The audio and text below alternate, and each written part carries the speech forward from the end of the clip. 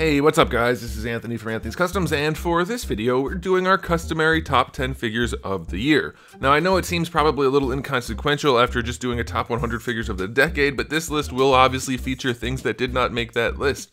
And even the things that are on this one may not be in the exact same order that they appeared relative to each other on that one.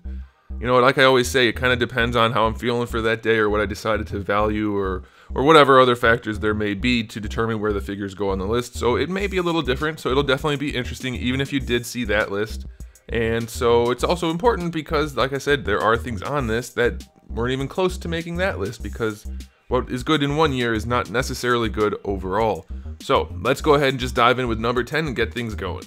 Coming in at number 10, we have Hasbro's Power Rangers Lightning Collection, Lord Zedd and Goldar. You can pick either one. Instead of doing honorable mentions this time, I just mixed a couple extra figures in with other ones, and I figure you guys can choose. But Zedd and Goldar are both great examples of really high quality figures for the price point. They both have a few issues. Goldar is particularly floppy, especially his wings, and he could use a little bit more paint, but his sculpt is just fantastic, and technically the articulation is there. Also a decent batch of accessories, and it's kind of the same for Zedd. He's not super floppy though. The line does have that issue kind of throughout, but he's got really good paint overall. He could use a little bit more for like his fingertips and a few other places where there's no wash and that kind of stuff, but all in all, these guys are really exceptional releases from Hasbro. And I know the budget thing is an issue for like comparing this to Marvel Legends, that they're not going to be the exact same level of figure necessarily, but this just goes to show that they can make excellent stuff, and we could probably bump up those lines that aren't as good, maybe just a little bit. Coming in for number 9, we have NECA's Foot Soldiers, Foot Ninjas, Foot Clan members, and so here's the thing, these guys are not individually released yet, and that's why they're farther back on the list. You can only get them in the 4-pack with Shredder and Splinter.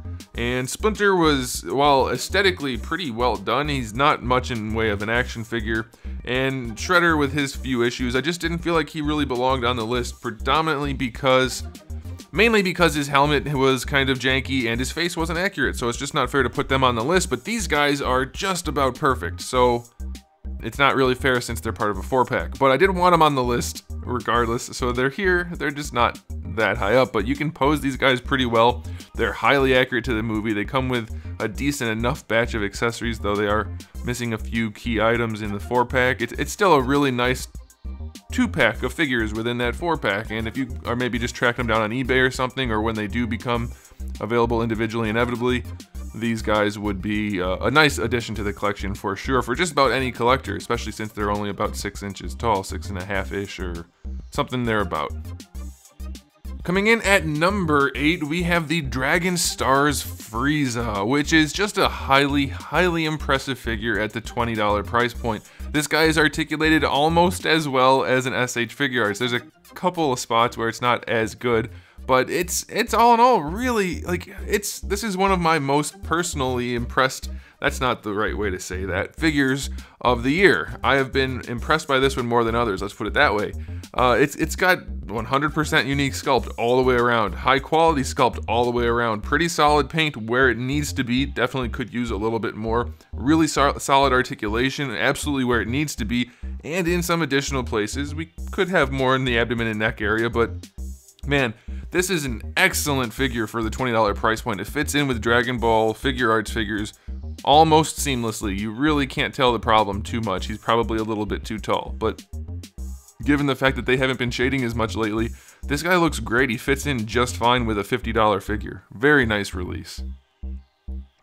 Coming in at number 7, we have the SH Figuarts Dragon Ball Piccolo. This is Evil King Piccolo, and it's a really great release. There's not a lot that's actually wrong with this guy. There's a few things that could definitely be better, and that's why he's not higher on the list.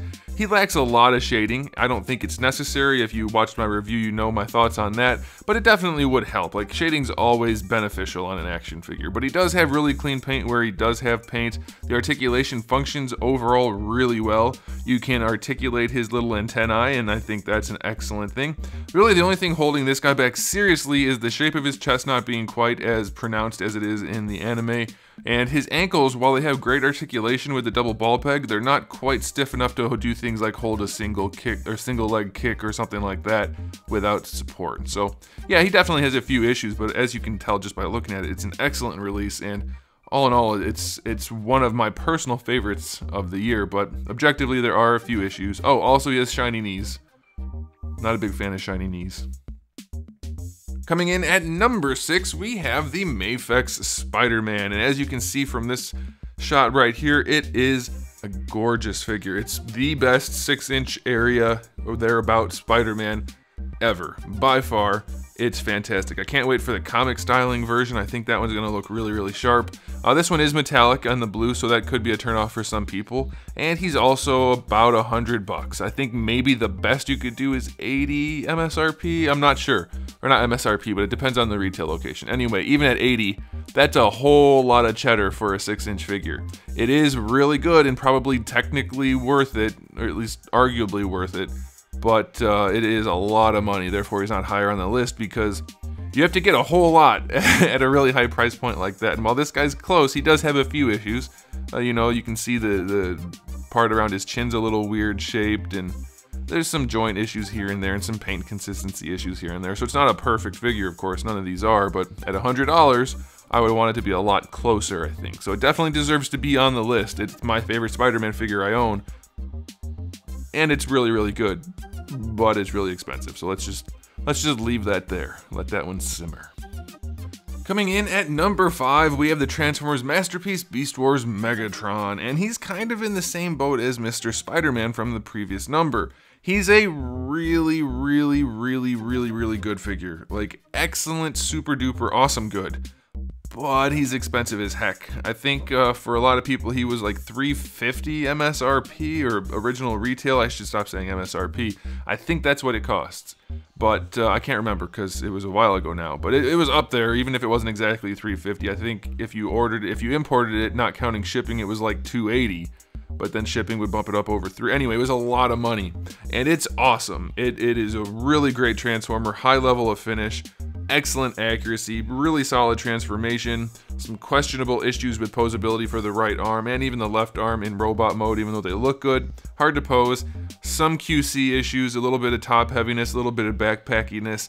Again, kind of like Spider-Man, he's worth the money for sure, but it would definitely be better and maybe even arguably necessary for him to have fewer issues at such a high price point, and that's why he's not higher on the list.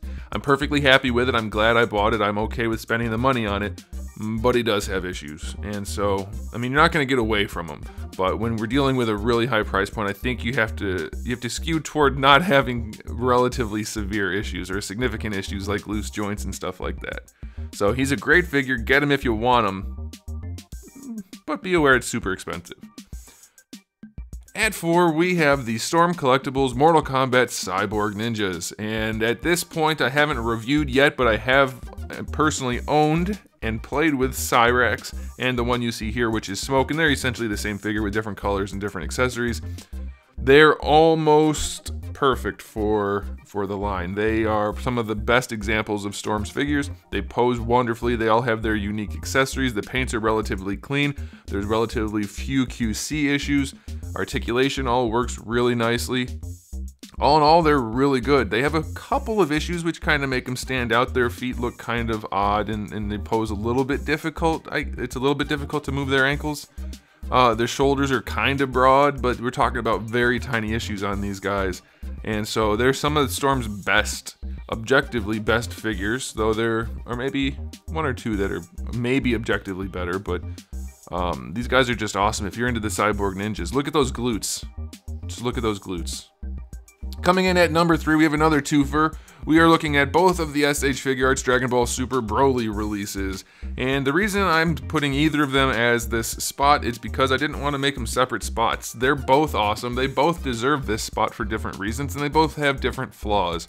For example, Little Broly is a little bit harder to pose. Some of his articulation is a little bit more limited, whereas Big Broly, much easier to pose, much better range in a lot of places, much better functionality, but his feet are humongous, and we're not going to argue about that in the comment section anymore. It's done. It's over with. But they're both excellent.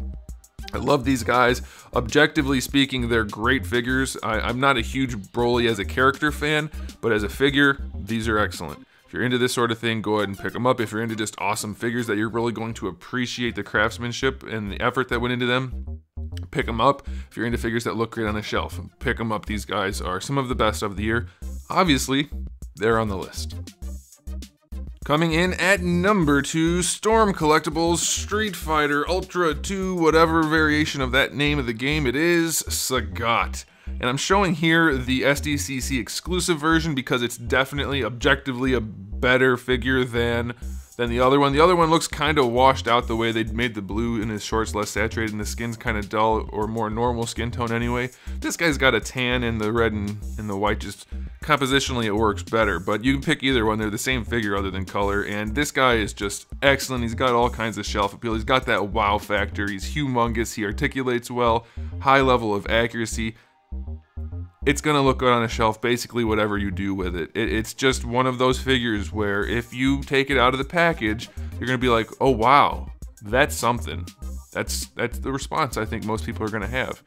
Verbatim. If you don't say those words, then you're doing it wrong. It's a really excellent figure. Storm really went out of their way to make this one good. And I hope they continue to make figures like this because this guy is just, he's one of those figures where it just stands out. There's something about it, whether it's the size or the execution or I don't know, but there's almost nothing I can find that's wrong with this guy. It's that good of a figure.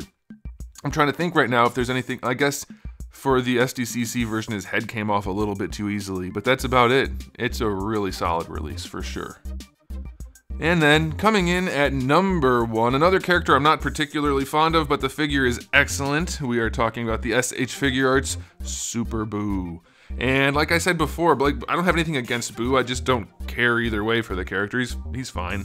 But the figure, on the other hand, is excellent. Value per dollar, I think this is the best one you can get this year of the things I've reviewed. You can pose him basically as much as you want, in any pose you want, and he's gonna be able to do it.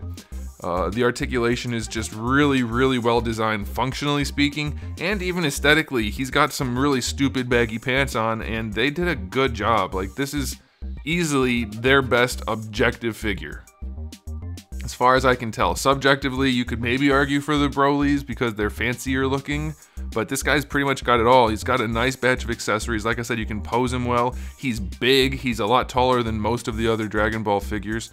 This guy doesn't leave you wanting really anything. I can't think of anything that I would do differently with this guy. He's super functional. I know some people complained that you could see the articulation too much, but really? Like, I mean, it looks like any other action figure. Of course he's got articulation and it functions, so that's what it's supposed to do. They did a good job. It works really well. It looks really good. It's accurate. Accessories, everything you want.